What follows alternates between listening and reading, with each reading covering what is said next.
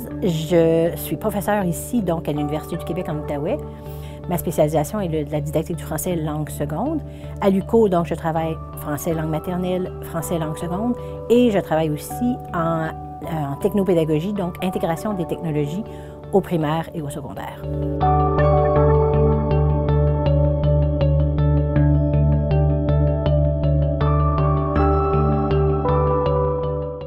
Je me situe vraiment, par rapport aux axes du CRISP, dans l'axe de formation, pour la simple et bonne raison que j'œuvre ici, donc j'enseigne à la formation des maîtres, mais aussi par mes activités de recherche qui portent sur la formation des futurs enseignants, mais des enseignants actuels aussi, donc des enseignants dans les écoles. Mes domaines de recherche principaux dans le moment se situent dans les deux axes qui sont évidemment pour les raisons pour lesquelles j'ai été embauchée à l'UQO, tout ce qui est l'enseignement du français, que ce soit français langue maternelle, langue seconde, et tout ce qui est l'intégration des technologies. Donc, j'ai plusieurs projets de recherche dans le moment. Celui, dans le moment, qui me passionne, parce qu'on vient de finir une année de collecte de données qui a été archi excitante, passionnante, et qui a donné des résultats super, vraiment là, magnifiques. C'est un projet de formation qui a été subventionné d'ailleurs par le ministère de l'Éducation dans le cadre des projets du chantier 7. Et ce projet de formation-là implique et mes futurs enseignants qui prennent un cours de technopédagogie avec moi et les enseignants dans les écoles.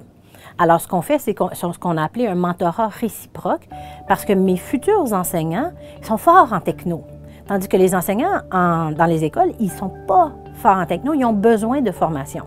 Donc, ce que mes étudiantes, parce que c'est toutes des filles, apportent donc aux enseignants, c'est cette technopédagogie-là. Le deuxième projet qui vient tout juste d'être subventionné par le CRSH, c'est ce qu'on a nommé les CCM, donc pour carte conceptuelle et métacognition. Parce qu'une des compétences qui doit être développée chez les futurs enseignants, c'est toute cette compétence-là de réflexion sur leur enseignement.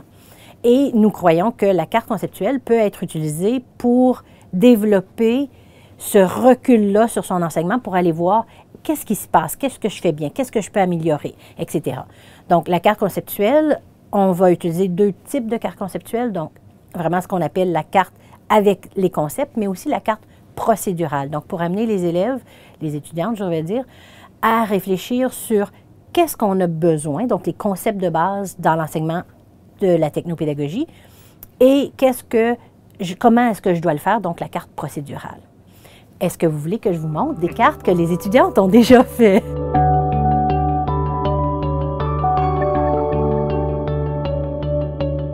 Là, je vous montre des cartes conceptuelles qui ont été faites par des élèves, des étudiantes plutôt, à la formation des maîtres.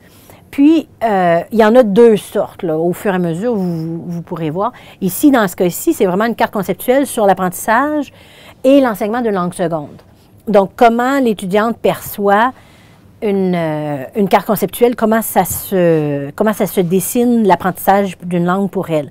C'est intéressant de regarder les différents types d'architecture. Nous, si vous regardez sur les cartes conceptuelles papier, ce qu'on fait après, vous avez la même carte ici, ce qu'on fait après, c'est qu'on comptabilise la hiérarchie que l'étudiante a fait et on classe sa carte conceptuelle. Donc, en fonction de différents types de liens, on a des liens directs, des liens croisés, on a des hiérarchies, des exemples, et on code tout ça pour arriver, par exemple, cette étudiante-là, elle a 77 concepts dans sa carte, puis ça lui donne 422 points.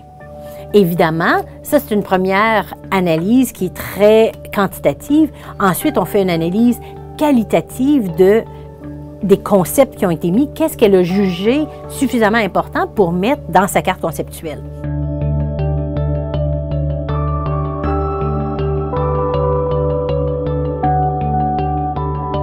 Je vous montre une carte conceptuelle à l'ordinateur ici, qui a été faite par une autre étudiante. Vous pouvez voir qu'on a une hiérarchie qui est complètement différente. Ici, c'est une hiérarchie, c'est une carte conceptuelle sur la création de son portfolio. Et là, je vous donne un exemple qui est très intéressant de cette étudiante-là. Elle a parlé non, ce n'est pas une carte conceptuelle sur le portfolio, c'est une carte conceptuelle sur l'enseignement aussi. Or, si vous regardez, et c'est intéressant de voir comment les étudiants pensent, et là, on regarde au niveau qualitatif. L'enseignement d'une langue seconde se trouve ici, et vous avez donc la nature de l'enseignement, les travaux en classe, les grandes théories, par exemple. Et là, il y a des choses qui découlent de ça. L'apprentissage d'une langue seconde et une deuxième classe d'apprentissage. Et là, l'étudiante, qui est une étudiante, il faut mentionner, de première année, première session, ne voit absolument, si vous regardez, aucun lien entre ce que c'est l'enseignement et ce qu'elle a mis du côté gauche, donc de l'apprentissage. Pour elle, ce que l'enseignant fait semble avoir aucun impact sur l'apprentissage de la langue. Et plusieurs étudiantes vont avoir ce type de carte conceptuelle-là au début parce qu'ils commencent, puis vous pouvez voir que l'apprentissage prend beaucoup plus de place parce que dans sa vie à elle, elle a été bien plus longtemps apprenante qu'enseignante.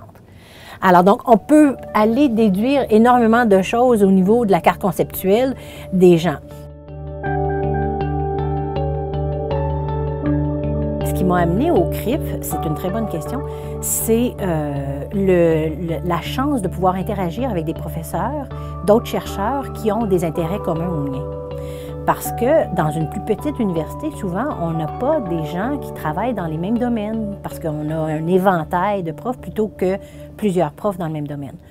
Et je cherchais donc des partenaires de recherche, surtout en ce qui est de l'intégration d'éthique, et c'est ce qui m'a amené au CRIF, parce que plusieurs des chercheurs qui sont là, ils travaillent.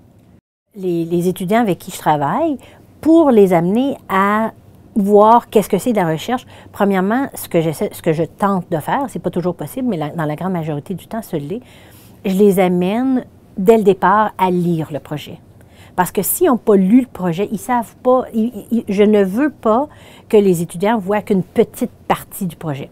Donc, je leur fais lire le projet au départ. Ensuite, ils viennent avec moi faire de la collecte de données, font de l'entrée de données.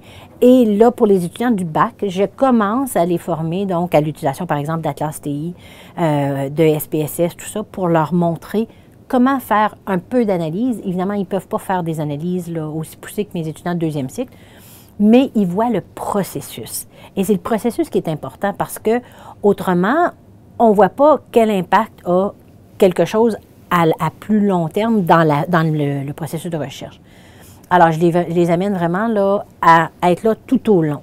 Puis à la fin, et j'en ai qui ont mis leur nom sur certains de mes articles parce qu'ils ont vraiment suivi jusqu'au bout et ils ont fait une partie de la recension des écrits ou ils ont écrit un petit peu de la méthode, tout ça. Et là, évidemment, eux autres, c'est très valorisant de pouvoir dire « j'ai été publié dans une revue ». Alors, c'est comme j'essaie de les amener là, tout au long du processus. Je pense que le livre de Novak, c'est la base, c'est un pionnier dans l'utilisation des cartes conceptuelles qui fait en sorte que on a développé, on est rendu plus loin que qu'est-ce que Novak a écrit. Mais c'est vraiment là un pionnier dans le domaine. Puis, encore une fois, il est cité partout dans le domaine des cartes conceptuelles.